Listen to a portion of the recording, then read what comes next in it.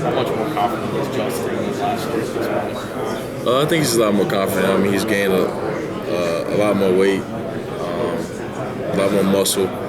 You can see him trying to take care of his body a lot more, whether it's getting in the ice tub after practice or stretching with our trainers. I mean, you can definitely see him trying to transition his body for the future. You guys had to deal with a lot of off-the-field controversies or off-the-court controversies last year. Do you have some empathy for kind of what the guys over at Louisville are having to deal with, answering a lot of questions that have absolutely nothing to do with basketball? Of course we do, but at the same time, for those guys, I'll just tell them to just focus on the court. You can't really focus on what's going on with the whole thing that they have there. Whether you were a part of it or not, you still got to be there for your team or the alumni or whatever it may be. Because at the end of the day, you're still a family, you're still a team. So at the same time, for those two guys, I would say the biggest thing is keep the confidence because they're still a great team, no doubt about it. They're still one of the front runners of the ACC right now. Coach Pitino's a great coach, so I think for them, just focus on the court stuff. Did you find last year, when people are talking about NCAA stuff outside of the locker room, that it became more insular inside the locker room? You guys kind of surround each other a little bit more?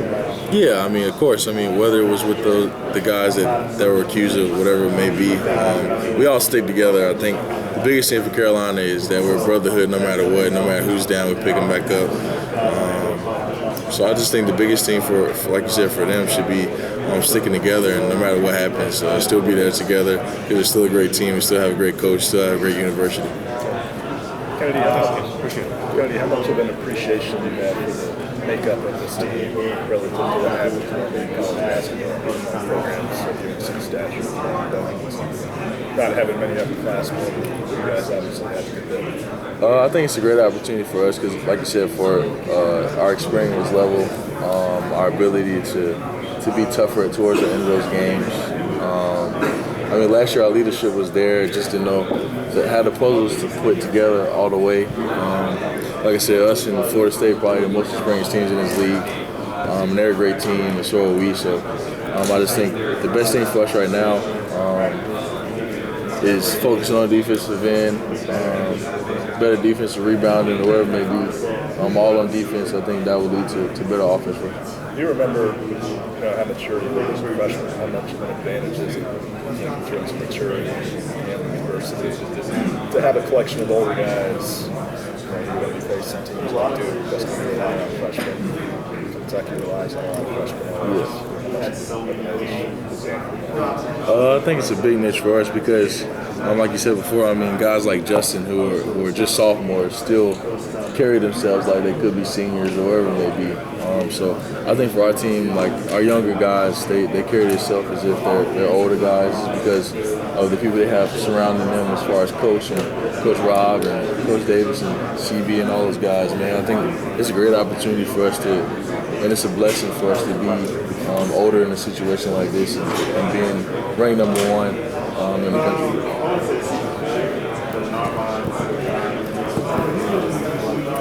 Have you seen a change over your 3 years in how you react when Coach gets angry with someone? Like, can you understand more? Angry with me or someone? Just someone when he's. It could be you, it could be anyone else. Like, can you understand more why he's angry now than you? Yeah, of course. I mean, coming from high school, I mean, things are a lot tougher in college. Coaches take it a little bit more serious. I mean, it's a livelihood.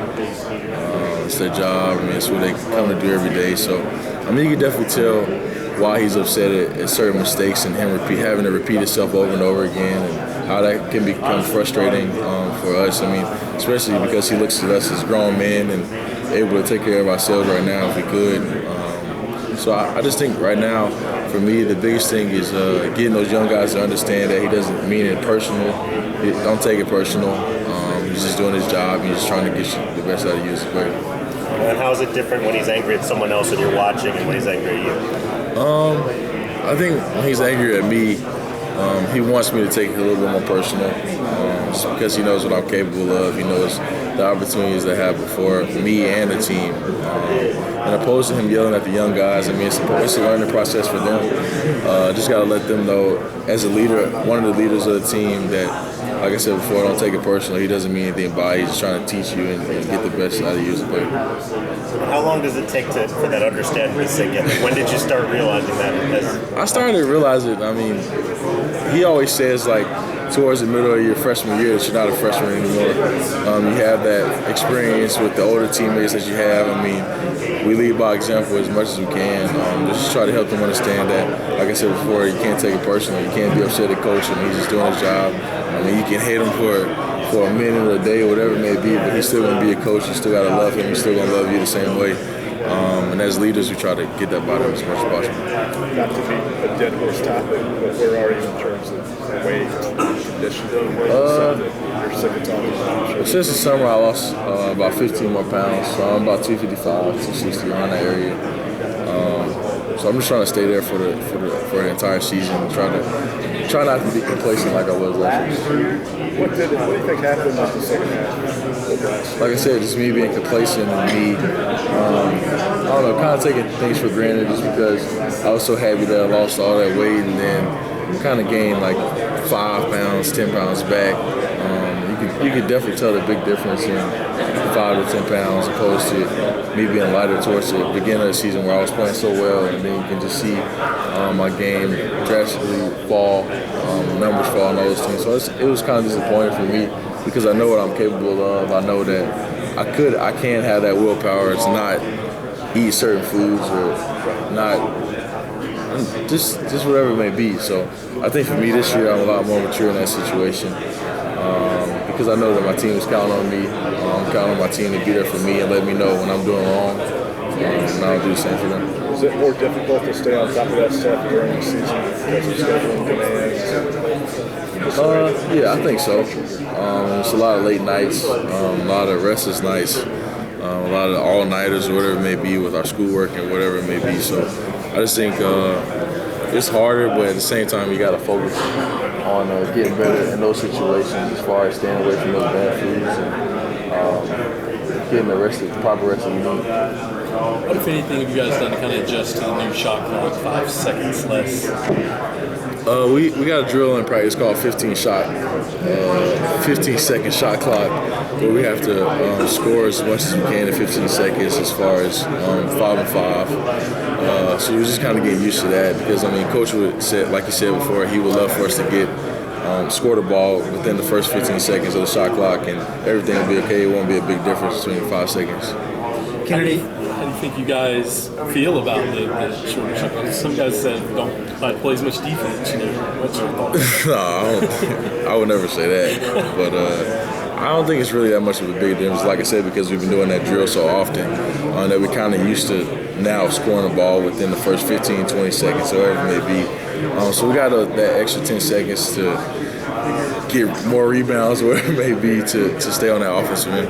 You mentioned earlier that when you got here last night, they gave you a XXL shirt. Was that the ACC that provided like a gift box or something, you guys? Yeah, it was.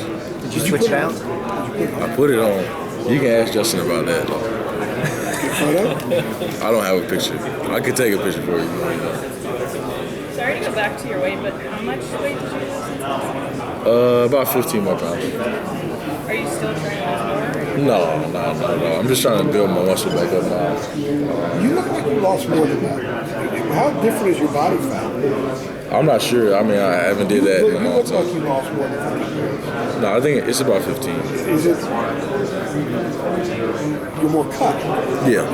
So you may have actually lost more as far as fat goes. Yeah, I think so. But it's at 15 because of added muscle. I think I'm just eating more lean meats, eating better protein, I guess you would say. I mean, staying away from the fried foods or eating more steak and eating more beef or vegetables or whatever it may be. I mean, Lower carb. Yeah, absolutely. Yeah. What are you at now? About 255. When you graduate, I've heard you say that number like 5 or 6 times since I sat down. Sorry. Nah, you fine. You get tired of people asking about your weight. I mean, that's right. I mean, does it get old? Sometimes. I've been used to it so long that it really doesn't bother me like it used to as far as me being bigger. But I'm not. I lost the weight and all that. It doesn't concern me. You know, when you graduate, you'd be like, when you go to the NBA, you'd be like perfect to do commercials for like Jenny Craig or Nutrisystem or something like that, right? I mean, you'd Appreciate it. right? I mean, Thanks. that'd be the perfectly tied, right? It is an accomplishment, though. Do you see it that way?